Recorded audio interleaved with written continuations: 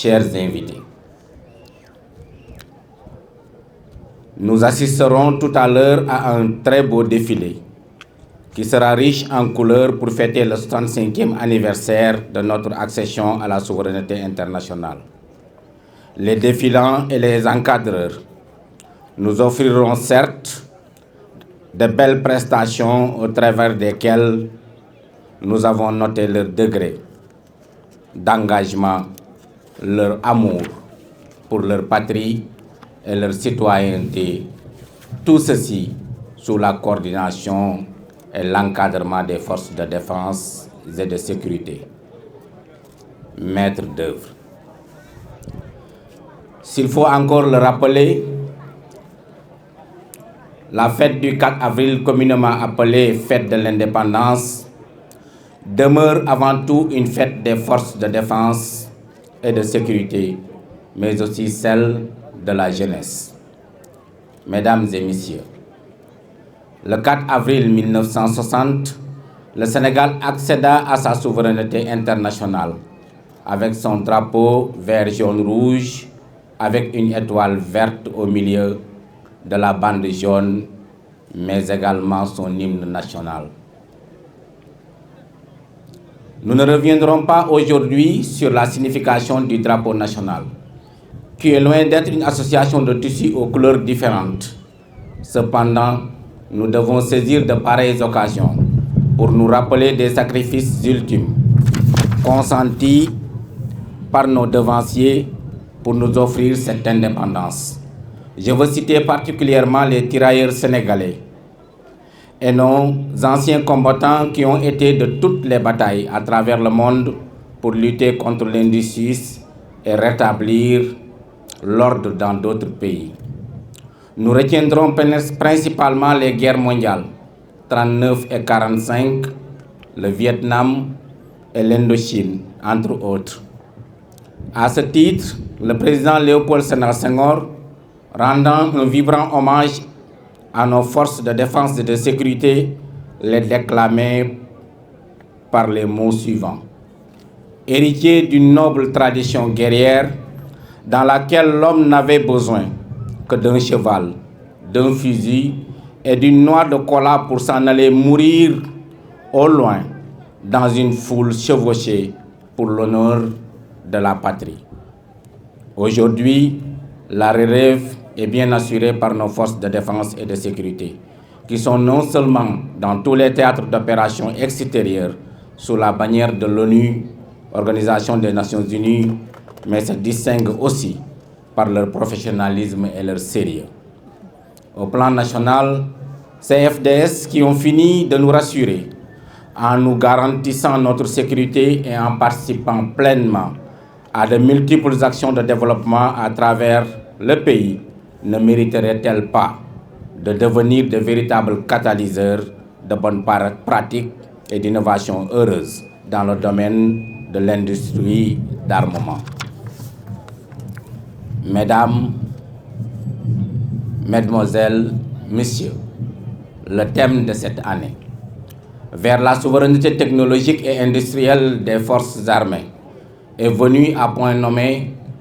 Si nous mesurons la position stratégique et géopolitique de notre pays, l'expertise, le professionnalisme et les nombreuses missions bien assurées par les forces de défense et de sécurité dans tous les théâtres d'opération de l'ONU, Organisation des Nations Unies, comme énuméré ci-bas. Dans un monde et dans une sous-région caractérisée par de réelles menaces terroristes, les ambitions du gouvernement pour moderniser l'armée sénégalaise et cette volonté de développer son autonomie en matière d'armement se justifient largement. Il s'agit donc d'un objectif ambitieux visant à doter les forces armées sénégalaises de moyens technologiques et industriels propres, réduisant ainsi la dépendance aux équipements étrangers. C'est la raison pour laquelle son Excellence, Monsieur le Président de la République, déjà en 2024, à l'occasion de la célébration de la journée des armées du mois de novembre, insisté sur l'extrême urgence de repositionner le Sénégal sur l'échiquier régional en développant une véritable industrie nationale de défense. Cette vision historique de son Excellence, Monsieur le Président Bassirou Diomaye Diakhar Faye, dans ce domaine, constitue non seulement un choix de souveraineté, mais aussi un levier d'innovation pour transformer l'industrie nationale.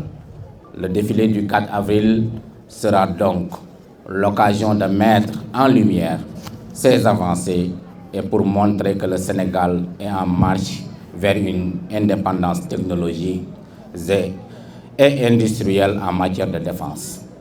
À ces projets ambitieux, le pays pose les jalons d'une industrie militaire locale capable à terme de répondre aux besoins de ses forces armées et de renforcer la souveraineté nationale. Mesdames et messieurs, chères populations, je voudrais pour terminer remercier les maires qui ont bien voulu apporter leur contribution financière pour la réussite de cette cérémonie. Mes remerciements vont également à l'endroit des forces de défense et de sécurité, et notamment le capitaine Cheikh Gueye, commandant le centre d'entraînement tactique de Toubacouta, le capitaine Mohamed Samba Diouf, chef du corps du 23e bataillon de reconnaissance et d'appui de Némanding, les commandants des brigades de gendarmerie de Sokone et de Karang, le commandant du centre secondaire de secours et d'incendie de Toubacouta, aux collègues, enseignants, maîtres encadreurs et élèves, nous adressons nos plus vifs remerciements. J'associe à ces remerciements tous les défilants qui ont, malgré le ramadan et le carême, bravé la chaleur pendant des jours pour suivre les répétitions. Mention spéciale aux chefs de village, institutions financières, stations-service, OCB et personnes de bonne volonté qui n'ont ménagé aucun effort pour rendre la fête belle. Merci aussi au directeur de l'Agence sénégalaise pour la promotion du développement touristique, M. Adam Ndiaye. Je remercie les populations de l'arrondissement de Toubacouta et particulièrement celle de Toubacouta commune qui est sortie massivement pour offrir un accueil chaleureux à leurs frères et sœurs et autres communes et venus assister au défilé. Pour conclure, je félicite du fond du cœur mon adjoint, le chef du CPTT et le comité d'organisation qui, comme à l'accoutumée, ont su relever le défi de l'organisation et de la mobilisation. Vive le Sénégal, vive le Niombato, vive l'arrondissement de Toubacouta. Je vous remercie de votre aimable attention.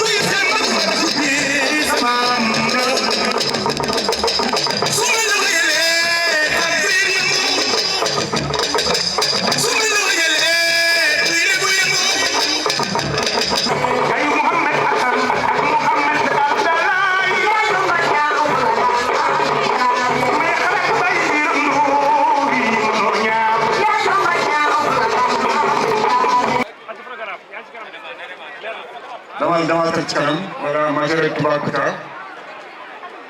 ñëw leen voilà foofu baax na c'est bon ah très bien aywa yéen la ñuy seetaan majorité Toubacouta.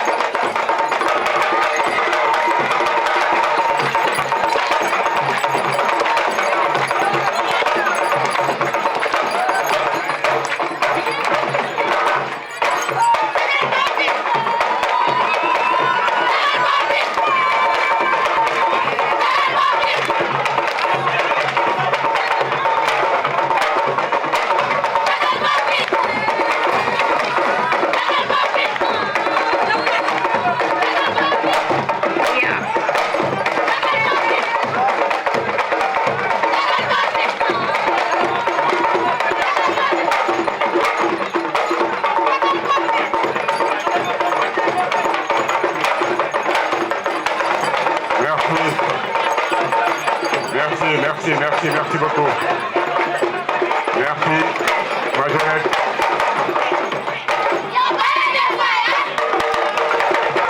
Merci beaucoup.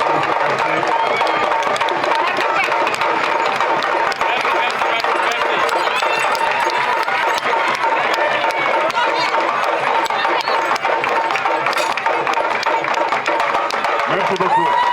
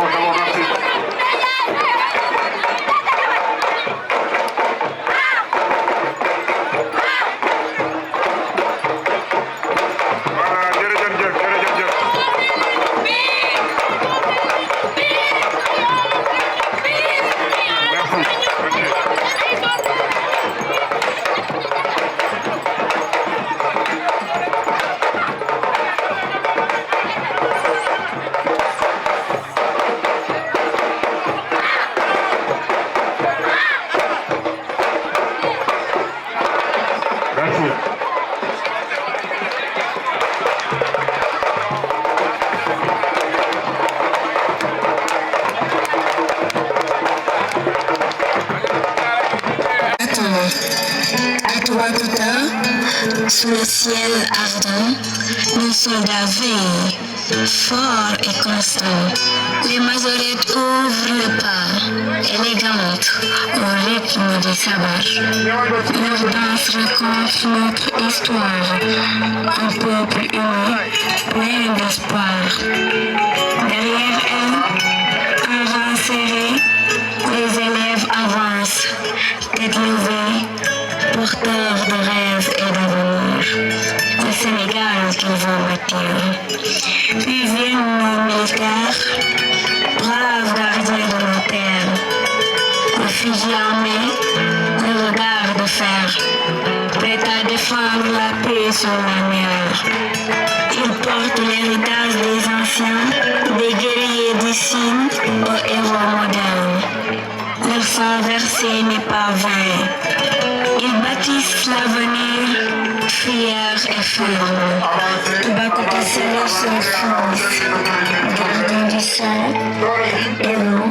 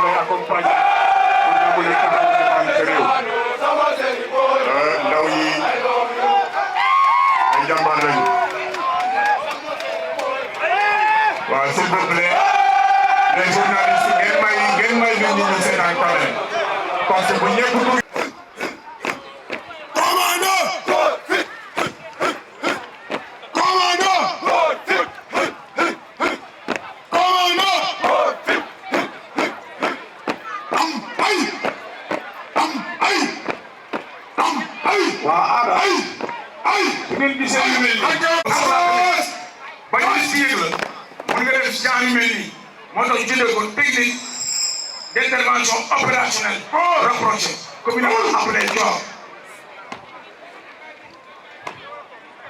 Jërëjëf mon lieutenant, mon capitaine du moins.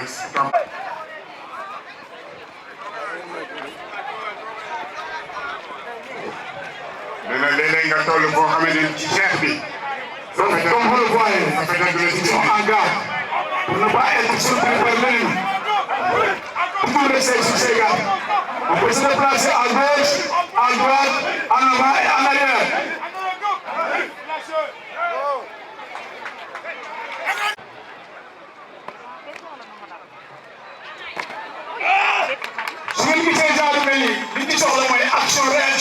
n'est-ce pas, attaque militaire. Voilà, il y a des choses qui sont dans mon avis.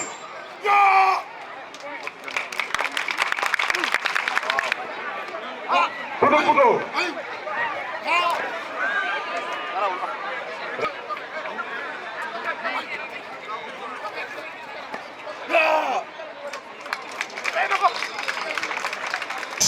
Right.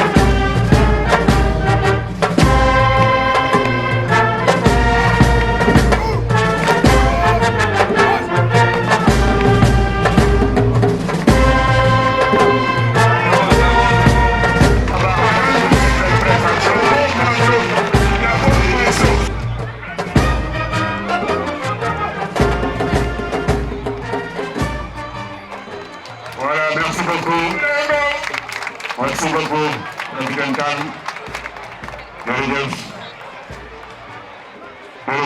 Merci beaucoup.